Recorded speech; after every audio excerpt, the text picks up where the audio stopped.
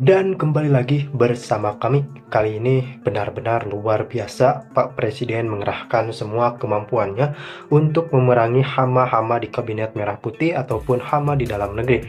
Karena seperti yang kita ketahui bahwa seringkali oknum-oknum pejabatlah yang membuat terhambatnya kemajuan bangsa ini. Kita tahu dan kita tidak perlu jelaskan lagi berapa banyak kerugian negara yang telah dicuri oleh para koruptor. Kita semua tahu bahwa Indonesia harus dan mesti memerlukan sebuah hukuman baru untuk para koruptor ini dan memang perlu dievaluasi hukuman yang lama. Ketua Umum Partai Gerindra sekaligus Presiden Republik Indonesia Prabowo Subianto akhirnya menyusun dan membeberkan strategi baru untuk memburu para koruptor yang memang sangat nakal dan sangat licin untuk ditangkap. Sebagai contoh saja, Harun Masiku. Sudah lama beliau korup, namun hingga saat ini keberadaannya tidak diketahui di mana. Tentu saja ini menjadi sebuah ironi tersendiri di mana Indonesia sedang berjuang dalam transisi dari negara berkembang dan negara maju. Namun ternyata dari negara berkembang untuk menjadi negara maju itu sangatlah sulit. Bahkan untuk sekedar bertahan menjadi negara berkembang pun sepertinya sangat sulit jika memang Indonesia tidak mampu memberantas hama korupsinya.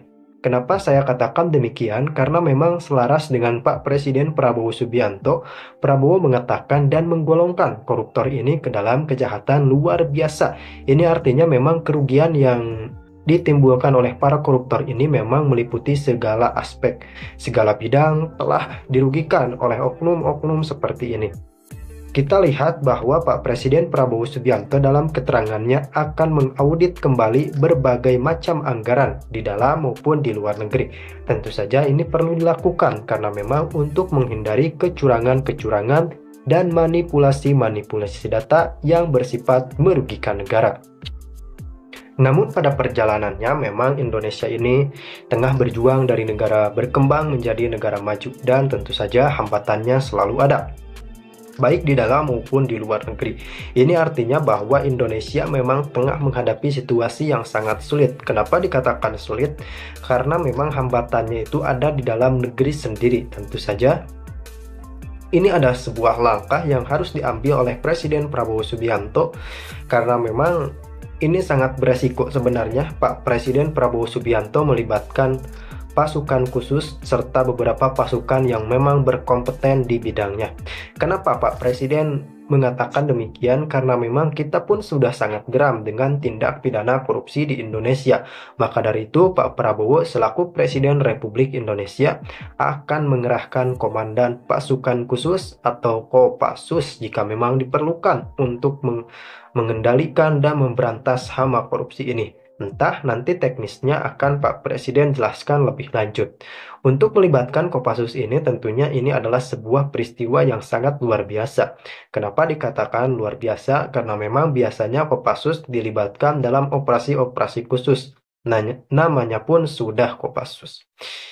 Kita melihat kejahatan koruptor di Indonesia memang cukup berat. Banyak merugikan negara, itu sudah jelas. Selain itu, negara sangat dirugikan serta masyarakat pun tidak bisa menikmati apa-apa karena memang kekayaan Indonesia ini lebih dahulu dicicipi oleh para koruptor. Untuk kunci mengatasi korupsi di Indonesia, tentunya Pak Presiden Prabowo Subianto mengajak kita semua untuk bersinergi langsung dalam penanganan kasus korupsi, termasuk di dalamnya adalah kita sepertinya harus mendorong Pak Presiden Prabowo Subianto untuk segera mengesahkan keputusan Presiden terkait Undang-Undang Perampasan Aset Koruptor. Nantinya Kepres Perampasan Aset Koruptor ini bisa digunakan untuk memberantas kasus korupsi di Indonesia. Kenapa saya dengan pede mengatakan bisa memberantas korupsi di Indonesia? Bahwa memang pada dasarnya untuk muara dari menghukum atau menindaklanjut koruptor ini adalah mengambil alih aset negara yang telah dicuri oleh para koruptor. Bayangkan jika korupsinya misal 7M, lalu dikurung hanya 3 atau 2 tahun, tentu saja ini sangat disayangkan karena memang keuangan negara, uang negara yang telah beliau-beliau curi ini tidak dikembalikan. Tentunya ini harus kita evaluasi secara mendalam. Dan Pak Presiden Prabowo Subianto memang berbicara banyak terkait pemberantasan korupsi pemberantasan kasus-kasus yang memang bersifat merugikan negara.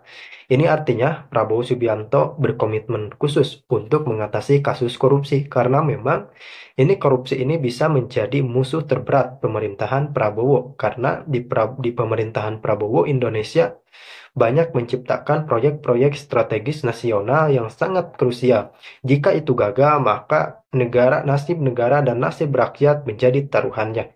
Maka dari itu, Prabowo Subianto selaku Presiden Republik Indonesia mengajak kita semua untuk terus mengawal pemberantasan kasus korupsi.